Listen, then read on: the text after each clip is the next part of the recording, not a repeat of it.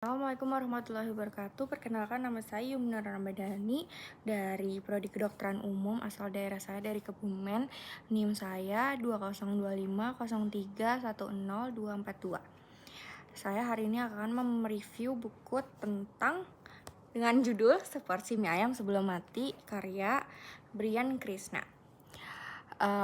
Buku ini menceritakan tentang seorang lelaki, Ale, yang dia depresi karena semua orang menjauhi dia, tidak ada yang mau mendekati dia, termasuk teman-teman kerja, teman-teman sekolah, lingkungan juga tidak ada yang mau mendekati dia karena dia dianggap seperti gorila karena badan dia yang besar, lalu tinggi, lalu hitam. Dia merasa depresi dan kesepian, lelah dengan hidupnya, lalu sempat ingin mengakhiri hidupnya. Sebelum melakukan semua itu, Ale bilang, saya harus makan mie ayam dulu sebelum saya mengakhiri hidup. Lalu disitulah Ale tidak jadi mengakhiri hidupnya karena besok harinya harus makan mie ayam dulu seperti kebiasaan dia setiap hari sebelum bekerja di kantor. Lalu keesokan harinya Ale pun sudah sampai di tempat mie ayam itu, tapi ternyata penjual mie ayamnya itu sudah meninggal, baru saya meninggal. Lalu Ale pun ke rumah pemilik mie ayam itu. Di sana bertemu dengan anaknya, lalu anaknya mengira Ale itu akan takziah karena dia pelanggan setia bapaknya, tapi ternyata tidak. Ternyata Ale di sana pengen makan mie ayam karena dia berjanji harus makan mie ayam dulu sebelum mengakhiri hidupnya. Lalu anak-anak dari bapak penjual mie ayam pun bilang, kamu mau saya bikinkan mie ayam karena saya tahu resep bapak saya itu seperti apa.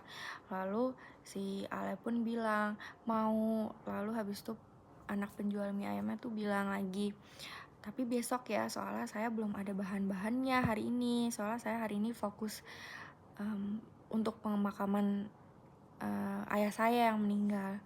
Lalu Ale di situ pun setuju dan Ale di situ bersukarela untuk membantu pemakaman bapak mie ayam itu, seperti menggotong keranda karena memang badan Ale itu besar dan tinggi, jadi sangat dibutuhkan dalam mengangkut keranda. Lalu setelah itu, habis itu Ale nongkrong di warung kopi yang ternyata di situ berisikan intel yang sedang mencari kambing hitam untuk menutupi gembong narkoba. Nah, kambing hitamnya itu ternyata Ale, karena yang ada di situ Ale, dan Ale terlihat seperti penjahat kan, karena badan dia besar dan hitam seperti penjahat. Lalu setelah itu dia pun dipenjara kurang dari seminggu. Lalu di situ dia bertemu dengan gembong narkobanya langsung. Terus habis itu Ale bercerita tentang hidupnya karena dia dikucilkan, tidak dibutuhkan di lingkungannya. Lalu si gembong narkoba itu bilang, kamu jangan seperti itu, gitu aja nyerah. Tapi ternyata gembong narkoba itu sangat butuh orang seperti Ale karena Ale badannya besar, jadi orang-orang itu takut kepada Ale karena badannya besar dan tidak bisa melawan. Lalu habis itu mereka beneran bekerja bersama, si gembong narkoba dan Ale ini beneran bekerja bersama. Lalu selanjutnya pesan moralnya adalah ada nilai sederhana yang bisa jadi alasan besar untuk bertahan.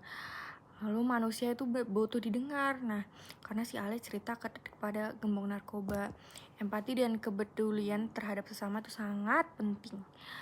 Dan syukur atas apa yang kita miliki. Proses penyembuhan itu gak instan, guys. Lalu alasan saya memilih buku ini karena ini viral di TikTok. Lalu ternyata setelah saya baca tuh ya memang benar, bagus. Pesan moralnya juga sangat bagus. Terus habis itu saya juga lihat ini covernya juga menarik banget. Terus habis itu judulnya juga sangat amat menarik. Jadi saya tertarik untuk membeli buku itu. Sekian dari saya. Wassalamualaikum warahmatullahi wabarakatuh.